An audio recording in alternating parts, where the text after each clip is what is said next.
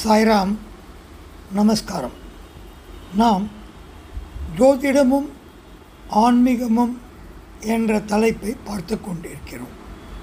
நேற்றைய தினம் நாம் பார்த்தது நம்மளுடைய 5ஆம் பாவமானது கெட்டு போயிருந்தால், அதாவது ராகு, கேது போன்ற கிரகங்களின் கூட்டாலோ பார்வையாலோ அல்லது 5ஆம் பாவாதிபதி அந்த கூட்டாலோ இருந்தால் எப்படிப்பட்ட தீவினையான அல்லது நீச்சமான பிறவிகளை மனித பிறவியானது அடையும் என்று நாம் பார்த்தோம். இப்பொழுது இதை நம்புபவர்கள் மிக மிக குறைவு. ஏனென்றால் ஆன்மீகத்தையும் ஆன்மீகவாதிகளையும் எதிர்த்து அவர்களுடைய கொள்கைகளை தவறாக சித்தரித்து அவர்களை காயப்படுத்துவதே கொள்கையாக கொண்டிருக்கிறார்கள். இருந்தாலும் நாம் சொல்லுவதை சொல்லாமல் இருக்க முடியாது. இப்பொழுது மிகவும் சுகமாக இருப்பவர்களெல்லாம் இந்த சுகங்களை அனுபவிப்பதற்கு இவர்களுடைய முன் மனித பிறவிகளினுடைய நன்மைகளும் புண்ணியங்களும் சேர்ந்து இங்கு வேலை செய்கிறது. ஆனால் இது எப்பொழுதுமே தொடருமா? இவர்களுடைய ஆயுள் காலம் முழுவதற்கும் தொடருமா என்று பார்த்தால் கண்டிப்பாக இல்லை. அந்த புண்ணியங்களினுடைய சேமிப்பானது இருக்கும் வரை அந்த சுகமானது இந்த பிறவியிலே கிடைத்து கொண்டிருக்கும். ஆனால் அந்த புண்ணியங்கள் சிறிது சிறிதாக குறைந்து தீரும் பொழுது அவர்கள் செய்த அந்த பாவத்தினுடைய சேமிப்பு இங்கு வந்து சேரும்.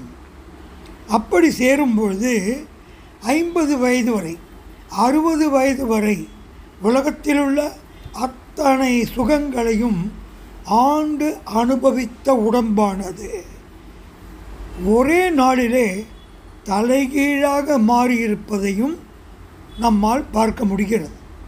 இதற்கு பல அரசியல்வாதிகளும் பல பெரும் பணக்காரர்களும் செல்வந்தர்களும் இருக்கிறார்கள். அவர்கள் எல்லோருமே நேற்று வரை நன்றாக உணவருந்தி நல்ல தூக்கத்தோடு நல்ல பெண்கள் சகவாசத்தோடு இருந்தவர்கள் எல்லாம் ஒரே இரவிலே சாப்பாடு பிடிக்காமல் போய் எந்த விதமான சுகங்களையும் அனுபவிக்க முடியாமல் இந்த உடம்பிலே பல வியாதிகள் தொற்றிக்கொண்டு இருப்பதை பார்க்கிறோம்.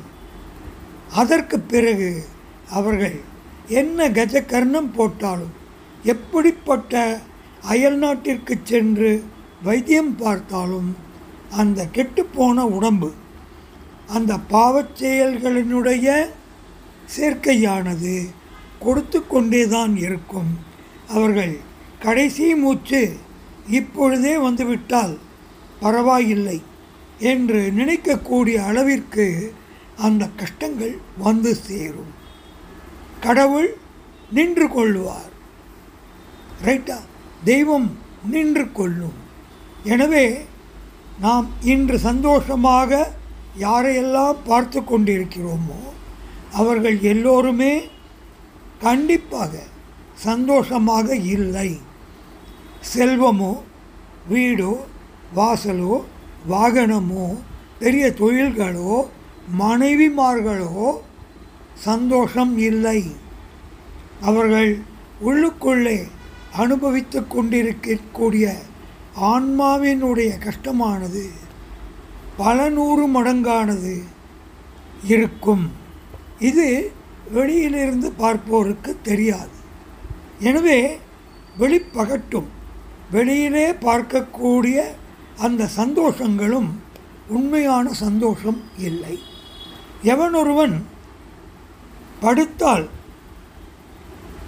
நல்ல உறக்கத்தை ஏற்படுத்தி கொள்ளுகிறானோ நன்கு தூங்குகிறானோ அவனே நிம்மதியானவன்.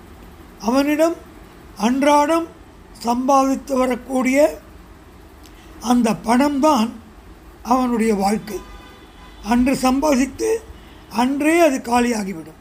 நாளைய பொழுதிற்கு திரும்பவும் அவன் கவலைப்பட்டு உழைத்து சேகரிப்பான்.